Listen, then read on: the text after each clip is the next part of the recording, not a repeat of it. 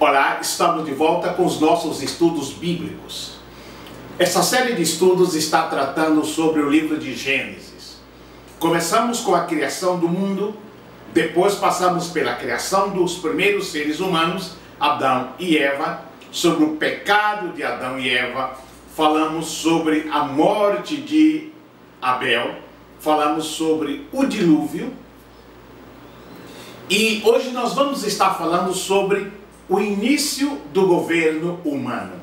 Ou seja, quando o ser humano passou a ser governado por outro ser humano.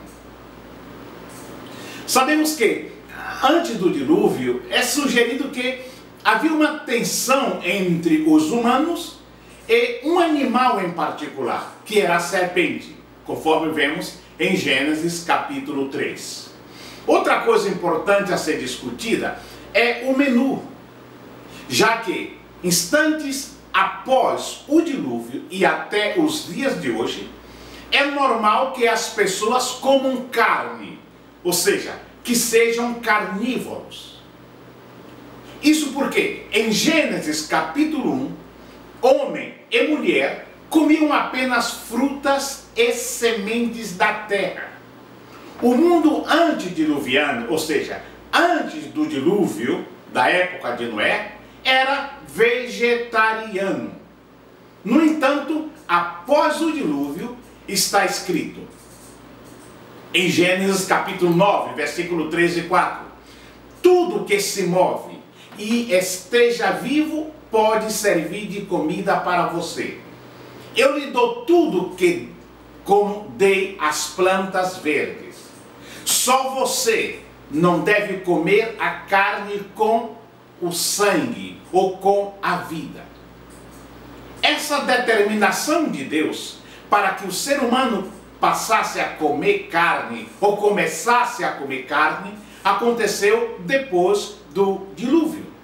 Voltaremos a tocar sobre esse ponto ainda nesse estudo. O governo humano.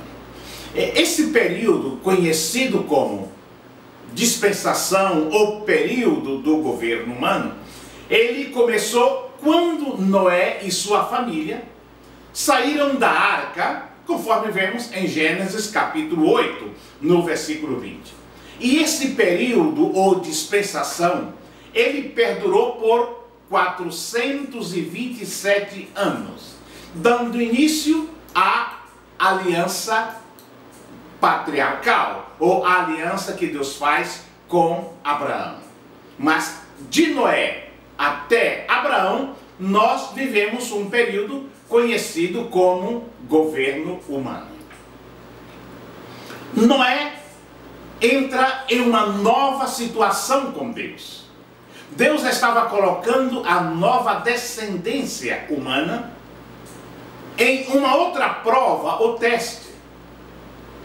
Nesta dispensação, ou nesse período, Deus delega área de sua autoridade, nas quais ele tinha que obedecer a Deus, através da submissão ao seu próximo, ou ao seu semelhante. Não diretamente a Deus, mas por intermédio de Noé, ou o governante que o substituísse, o homem estaria obedecendo às normas, às determinações, às leis de Deus. Assim, o homem passa a obedecer a Deus, mas sujeitando-se a um governo humano. Porém, através da Bíblia, sabemos que o homem tem fracassado em governar com justiça, buscando mais os seus interesses do que o interesse do próximo. Esse não era o plano de Deus. No entanto, um dia Deus colocará ou sobrepujará todo governo humano pelo reino glorioso do nosso Senhor Jesus Cristo, cujo direito de reinar será incontestável. Através do profeta Isaías, no capítulo 9 e no versículo 6, Deus nos diz: para que se aumente o seu governo e venha paz sem fim sobre o trono de Davi e sobre o seu reino, para estabelecer e o firmar mediante o juízo e a justiça, desde agora e para sempre. O zelo do Senhor dos Exércitos fará isto. Ou seja, a Bíblia nos diz que haverá um tempo em que esse governo humano, que nós vivemos ainda nos dias de hoje, será substituído pelo governo divino, pelo governo do nosso Senhor Jesus Cristo. Agora vem a pergunta, professor, qual é a justificativa para o estabelecimento do governo humano? Durante séculos, os homens haviam abusado do amor e da graça de Deus e gastaram seu tempo entregues a toda a qualidade de pecado e vício. Após o dilúvio, o único caminho para a vida eterna ainda permanecia aberto diante deles. Cabia-lhes o direito de aceitar ou rejeitá-lo, fazendo uso do livre-arbítrio. Mas, se o rejeitasse, continuando desobedientes às leis divinas, eram passíveis de punição imediata por parte dos seus contemporâneos, pois Deus instituiu um governo terrestre que serviria de freio sobre os delitos dos ímpios ou daqueles desobedientes. Então Deus faz um pacto com Noé. Por causa do apelo à violência e ao derramamento de sangue que surge no coração do ser humano, como vemos em Gênesis capítulo 6, versículo 11, Gênesis capítulo 8, versículo 21, Deus procurou salvaguardar a intocabilidade da vida humana, reprimindo o homicídio na sociedade. Logo após sair da arca, que o salvou das águas, Noé se aproximou de Deus, levantando o altar com sacrifício de sangue. Isso está em Gênesis capítulo 8, no versículo 20. O texto diz: e edificou Noé um altar ao Senhor, e tomou de todo animal limpo, e de toda ave limpa, e ofereceu holocaustos sobre o altar. E o Senhor cheirou o suave cheiro. E disse o Senhor em seu coração: não tornarei mais a amaldiçoar a terra por causa do homem, porque a imaginação do coração do homem é má, desde a sua meninice. Nem tornarei mais a ferir todo ser vivente como o fiz. Esse é o texto de Gênesis, capítulo 8, versículo 20, versículo 21. Os governos humanos, eles fazem parte de um governo moral de Deus e são necessários para a preservação da sociedade humana na Terra. Isso nós vemos ao longo da Bíblia, no Antigo e no Novo Testamento. O principal alvo do governo civil moral é o bem acima de tudo. E os governos civis, ou os governos humanos e familiares, são necessários para assegurar e alcançar esse fim. Ou seja, esse bem acima de tudo. É dever de todos nós ajudar a estabelecer, manter, apoiar e tomar parte em governos humanos para a preservação da sociedade.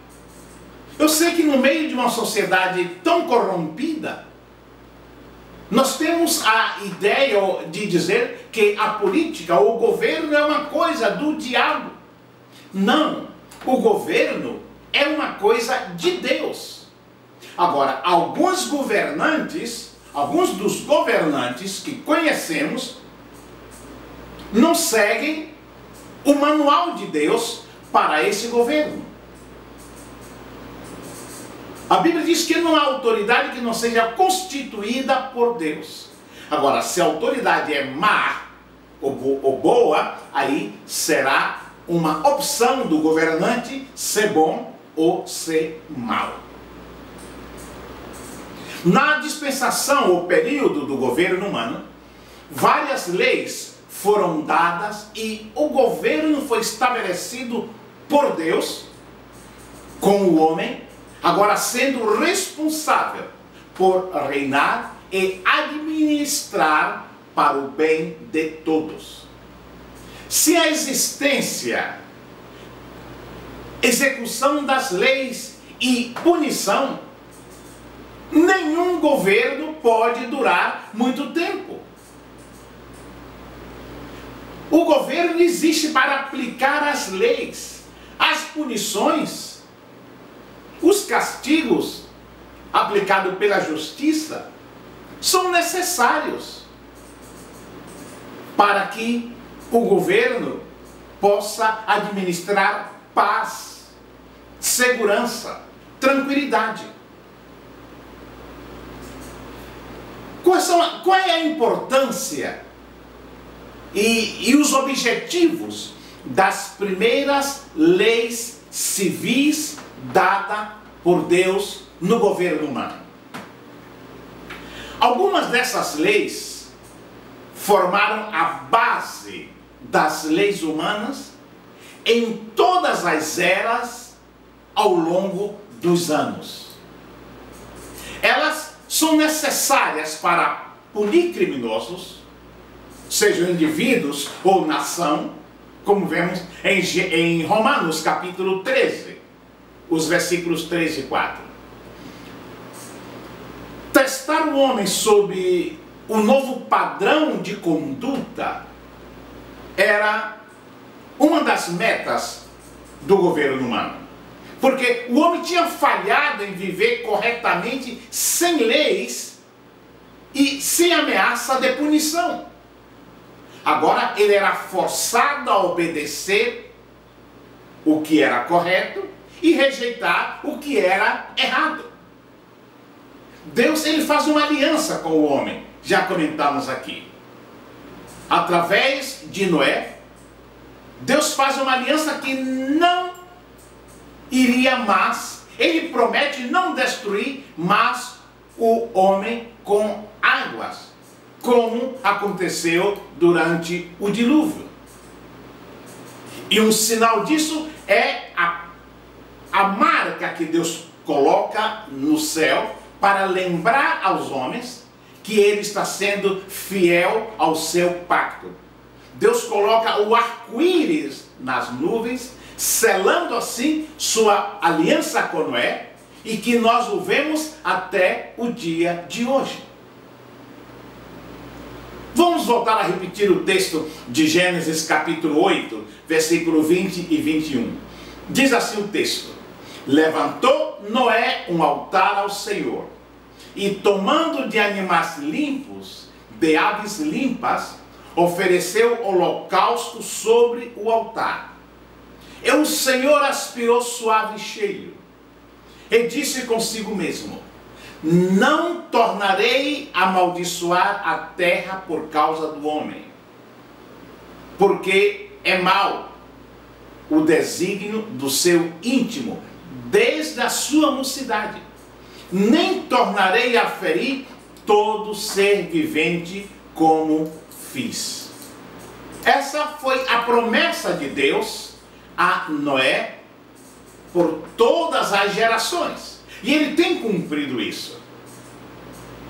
Agora, quando Noé sai da arca, que Deus faz esse pacto com ele, Deus dá ordem a Noé de povoar a nova terra. Sim, nova terra porque através do dilúvio ela foi purificada. Em Gênesis, no capítulo 9, no versículo 7, Deus disse: sede fecundo e multiplicai-vos, povoai a terra e multiplicai-vos. Ou seja, a mesma ordem que Deus tinha dado ao primeiro homem e à primeira mulher, Adão e Eva, ele repete aqui através de Noé e sua família. Assim, Noé começa uma nova geração, cuja geração nós sabemos que não ia muito longe também, pois a tendência do homem é pecar, é sair da direção de Deus. E vemos, através da Bíblia, que depois de Noé, com tudo que ele passou, toda a experiência que ele passou, o homem caiu novamente no fracasso e recebe outra vez o juízo divino, não da mesma forma como aconteceu nos dias de Noé, através do dilúvio. Agora, o interessante é que, quando Noé sai da arca, ele teve uma série de circunstâncias favoráveis para manter o povo temente a Deus. Primeiro, Noé, o guia da raça humana, o novo governo, ele tinha 601 anos ao sair da arca.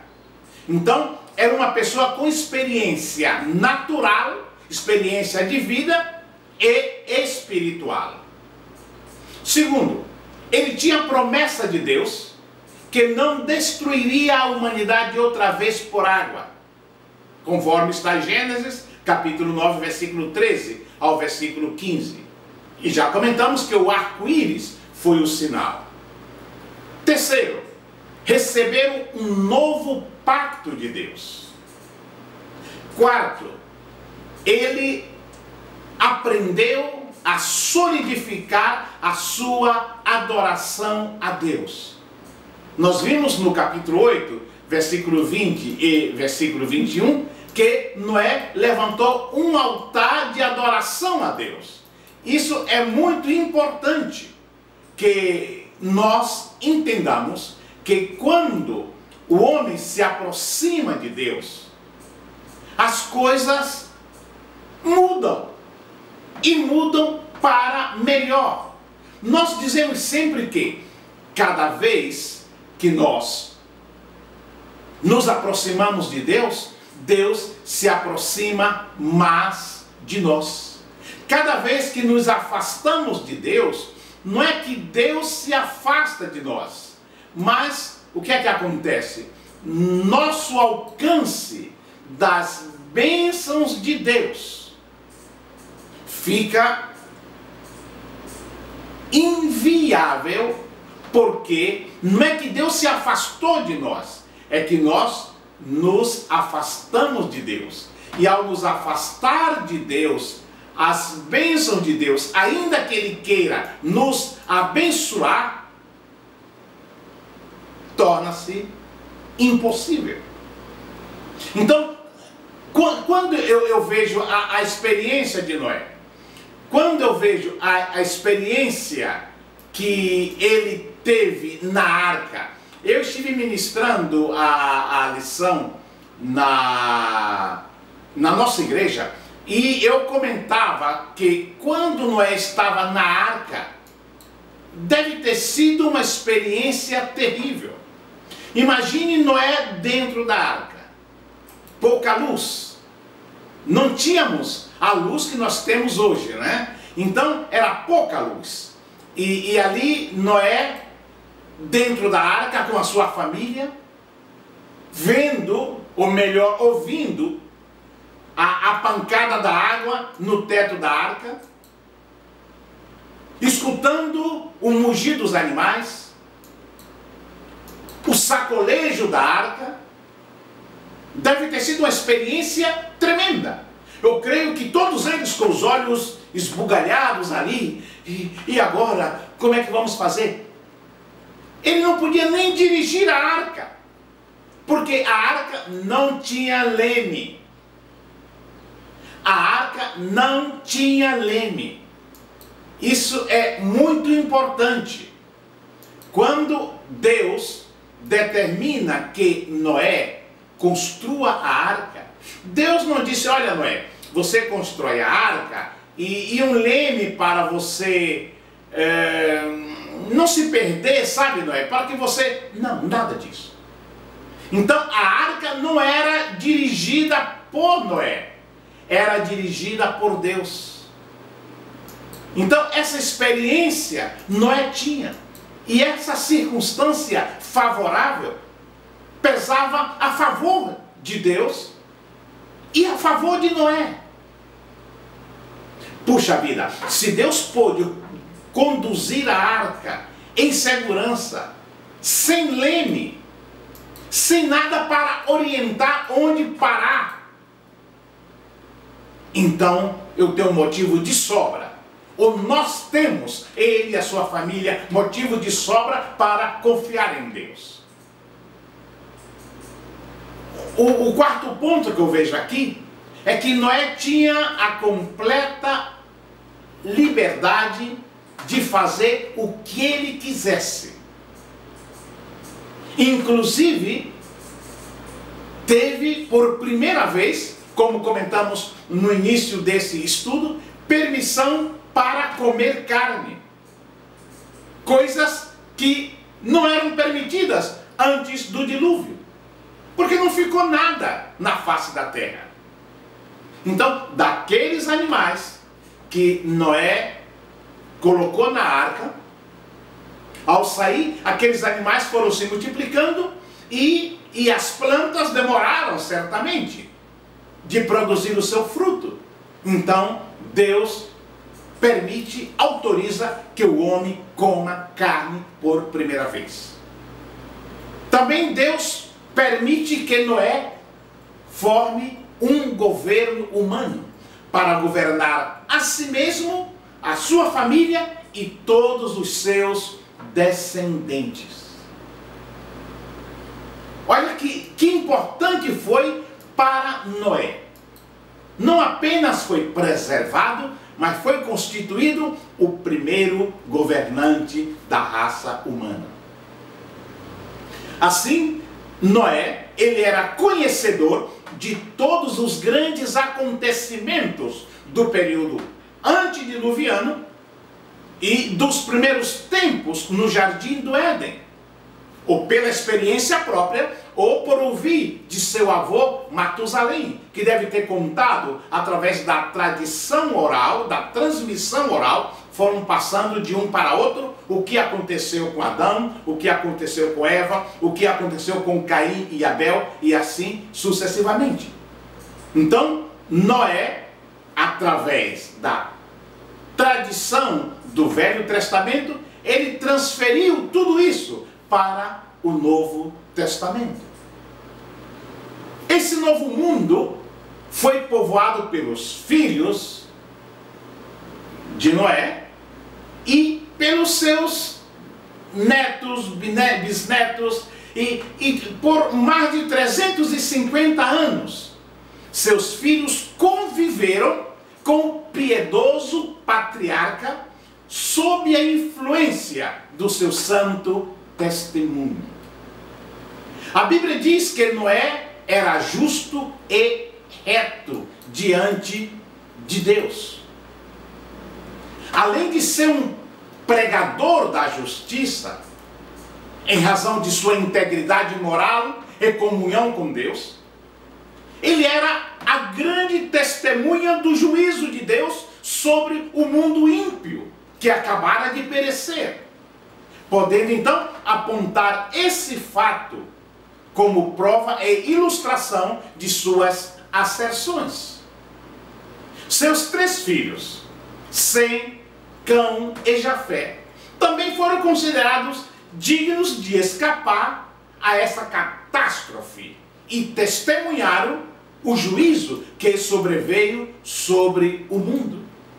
Então todos eles conheciam o lado bom e o lado ruim do pecado e da obediência a Deus. Do pecado, perecer. a obediência a Deus ser preservado em meio da catástrofe do dilúvio. Então, Noé, ele passa a ser o segundo patriarca. Ele se torna o segundo patriarca, ou seja, pai da humanidade, através dos seus 3 filhos, Sem, Cão e Jafé, que repovoaram a terra. Agora falemos sobre aqueles encarregados de repovoar a terra. Sem, a descendência de Sem. O texto bíblico informa que Sem, com a idade de 100 anos, gerou Arpaxade. 2 anos depois do dilúvio, ele tem o seu primeiro filho. Depois ainda viveu mais 500 anos, 5 séculos, sendo pai de muitos filhos, chegando, portanto, a 600 anos de vida. Assim, pela Bíblia e pelos cálculos aritméticos, Sem teria alcançado até a 10ª geração de sua descendência no governo humano. Isto é, o patriarca Jó, ele deve ter chegado até ali, a descendência dele. Sem, ele é o ascendente da raça semita. Tanto que a palavra semita é Sem mais Ita. Quer dizer, Sem Ita quer dizer descendente de Sem. E é através da descendência de Sem que surgiram Abraão e Ló. Também seria através da descendência de Sem que Abraão é dito que o patriarca hebreu seria herdado, ou teria herdado, o sacerdócio e a terra da Palestina, confirmando o que havia sido dito por Noé, quando esse disse que Canaã seria escravo de Sem. E também foi a linhagem de Sem, filho de Noé, que foi preservada para a vinda do Messias ao mundo. Isso é muito importante. Os hebreus são descendentes de Sem, conhecido pelo termo hebreus a partir de Eber. Assim, a pátria de Sem era Canaã ou Palestina. Mas sabemos através dos tempos que eles foram dominados pelos caldeus, pelos persas, pelos gregos e também pelos romanos. Eles também foram rebeldes diante de Deus, foram dispersos pelo mundo, eles foram despatriadamente conhecidos e até o dia de hoje dizem que os hebreus não têm pátria. Agora nós vemos o fracasso e desobediência no governo humano, que vai dar lugar a um outro período ou outra dispensação. Nesse período que Noé começou a governar, segundo a Bíblia, a terra era de uma só língua. Havia um só idioma, não havia dialetos. Mas, lamentavelmente, o homem outra vez fracassa diante de Deus. Deus havia determinado que eles povoassem a terra, enchessem a terra. Então eles começaram a desafiar a ordem de Deus. E queriam ter uma espécie de um ponto de referência, um monumento para que, onde quer que eles estivessem, pudessem ver aquele monumento. Essa é uma das tradições. E começa a famosa Torre de Babel. E olha que pretensão.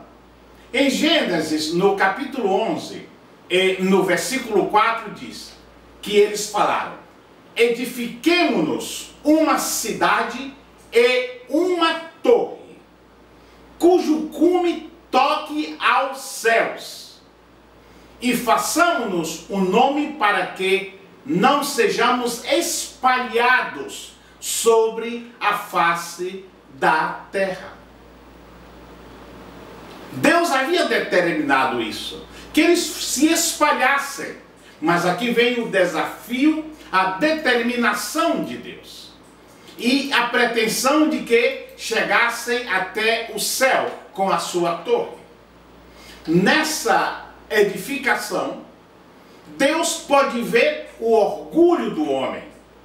E então aplica o seu juízo, cujo juízo, nessa época, não foi a destruição como nos dias do dilúvio, mas foi a confusão das línguas. O versículo 5 de Gênesis 11 disse: então desceu o Senhor para ver a cidade e torre que os filhos dos homens edificavam. Disse: eis que o povo é uma só língua. Vinde, desçamos e confundamos ali a sua linguagem. Assim que Babel passou a ser símbolo de confusão. E diz: chamou o seu nome Babel, porque ali confundiu o Senhor a língua de toda a terra. E obrigatoriamente eles tiveram que separar-se em grupos. Os que se entendiam formou um grupo em determinado lugar, outros foram para outros lugares porque se entendiam entre si. Então, a confusão de línguas fez com que eles se espalhassem em diferentes grupos sobre toda a terra. E o que nós notamos aqui é que o pecado do povo na terra de Sinar foi a ambição de dominar o mundo e dirigir o seu próprio destino separado de Deus, através de uma união política centralizada, através do poder e de grandes conquistas.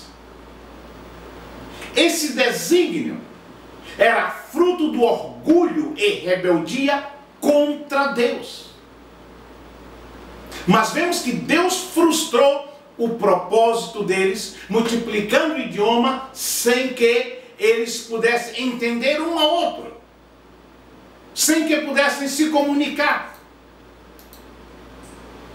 E justamente isso é que dá origem à diversidade de raça e de idiomas no mundo. E nesse tempo nós notamos que, como antes do dilúvio, a raça humana, deixando a Deus, voltava-se para si mesmo. E já agora para a idolatria, a feitiçaria, a astrologia. Tudo isso consequência da desobediência do homem ao seu Criador. E vemos que as funestas consequências deste estado espiritual nos seres humanos, ela é descrita de forma fotográfica no livro de Paulo aos Romanos, no capítulo 1, do versículo 21 ao versículo 28. Ali nós lemos que Deus nos entregou à impureza dos seus próprios corações. Mas notamos, voltando ao período do governo humano, que através de Abraão, Deus prosseguiu dando cumprimento ao propósito da salvação da raça humana. Isso é muito importante, que mesmo estando a raça humana em rebeldia contra Deus, em desobediência à vontade de Deus, Deus manteve o propósito de cumprir a promessa já feita em Gênesis capítulo 3, versículo 15. Que da semente da mulher viria um que esmagaria a cabeça da serpente. E todo esse furor de rebeldia provocada por Satanás era para impedir o nascimento do Messias. Mas Deus é fiel. E o Messias, independente da condição pecaminosa da raça humana, inclusive da desobediência da nação escolhida, o Messias nasceu, cresceu, morreu na cruz, ressuscitou e voltará um dia. Tudo começa ali no governo humano. Que Deus nos abençoe.